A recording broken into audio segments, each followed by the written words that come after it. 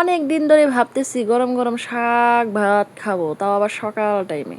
তার জন্যে আমি আজকে সকালে গরম গরম শাক ভাত আর ডিম ভাজি, সাথে আছে 2টা শুকনা মরিচ ভাজা। শাকের সাথে শুকনা মরিচ ভাজা না হলে কি আর চলে? আর মনে করেন যারা শাক লাভার তারা তো সেই মজা করে শুকনা মরিচের সাথে খান। কি জিভে পানি চলে আসছে? অবশ্যই আসার কথা, যারা শাক লাভার তাদের জিভে পানি চলে আসবে। চলেন আমি আজকে আপনাদের সাথে শাক কিভাবে ভাজি করলাম সেটার রেসিপি শেয়ার করব। হাই এভরিওয়ান, আসসালামু আলাইকুম। কেমন আছেন আপনারা? আশা করি ভালো আছেন। আপনাদের দোয়ায় আমি অনেক অনেক ভালো আছি। এই যে দেখতেছেন কুচু করা শাক, বলতে পারবেন এটা কি শাক? কখনোই বলতে পারবেন এটা কি শাক। চলেন আমি আপনাদের সাথে পরিচয় করিয়ে দিই এটা কি শাক। এটা হচ্ছে সাজনা শাক। আমার নিজের হাতে লাগানো সাজনা গাছের থেকে সাজনা পাতা তুইলা আইনা, এটা যে কি পরিশ্রম, অনেক পরিশ্রম। এটার মানে মানে এড়ায় এড়ায় বাঁচতে হয়, তারপরে মনে করেন যে সিলতে হয়, তারপরে মনে করেন যে পোলতে হয়, তারপরে ধুইতে হয়, তারপরে মনে করেন যে কড়াইতে দিতে হয়, তারপরে পরিমাণ মতো লবণ দিতে হয়। তো যাই হোক, আমি পরিমাণ মতো লবণ দিয়ে মানে শাকটারে সুন্দর করে মানে সবুজ সবুজ করে ভাফাইয়া মানে পানিটা শুকাই নিছি।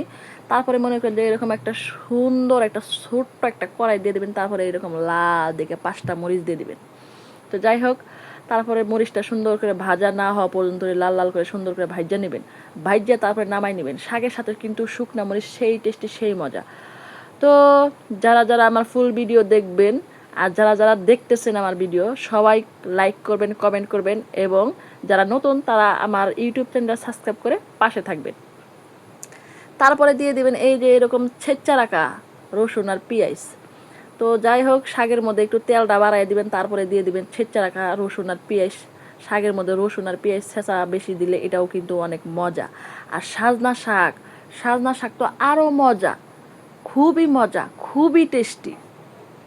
তো কার কার কাছে ভালো লাগে সেটাও কিন্তু কমেন্ট করবেন, আর কার কার কাছে ভালো না লাগে সেটাও কিন্তু কমেন্ট করবেন।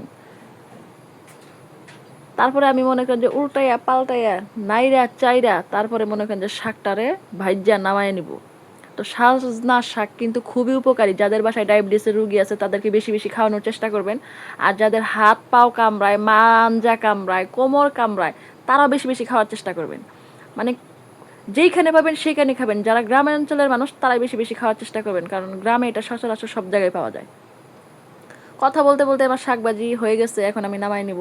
যাই হোক, তারপরে আমি একটা এই যে এরকম ডিম ভাজির জন্য কড়াই বসাই দিছি, তারপরে একটু তেল দিয়ে দিছি। দেখেন তেলটা গরম না হইতে ডিমটা গুলায় ঠাস করে দিছি ছাইরা। ভুল হবেই হবেই হবেই। এত দিন ধরে রান্না করতেছি, ভুল ছাড়া আমার রান্নাই হয় না। হয় লবণ বেশি হবে, না হয় হলুদ বেশি হবে, মানে একটা না একটা বেশি হবেই। যাই হোক, ভুল হলেও কিন্তু রান্নাটা আমার অনেক মজা হয়। আপনাদের সবারই একদিন দাওয়াত থাকবে আমার বাসায়। আপনারা খাইয়া পাগল হয়ে তারপরে পাবনা হসপিটালে চলে যাবেন, আমিও আপনাদের পিছিয়ে পিছিয়ে চলে যাব পাবনা হসপিটালে। যারা এতক্ষণ পর্যন্ত আমার ফুল ভিডিও দেখছেন তাদেরকে অসংখ্য ধন্যবাদ। দেখা হচ্ছে নেক্সট ভিডিওতে। আল্লাহ হাফেজ, টাটা অ্যান্ড টেক কেয়ার।